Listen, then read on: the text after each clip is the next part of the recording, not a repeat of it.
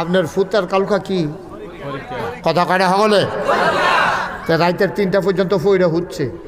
তা আপনি জিজ্ঞেসেন হুজুর তে ফজরের নামাজের সময় তারা ডাক দিতাম 3টার সময় হচ্ছে, ফজরের টাইমে ডাক দিলে তার কি কাঁচা ঘুমটা? হ্যাঁ, মাত্র 3টায় হচ্ছে, 5টায় আজান 5:30 আজান দিয়ে এলেছে, তো কেমনে এই টাইমে উঠবো কেমনে? এর লেগে তারা ডাক দিছি না। আমি কই মাশাআল্লাহ, এটা তো মায়া, এটা তো মনে তো মায়া থাকবোই।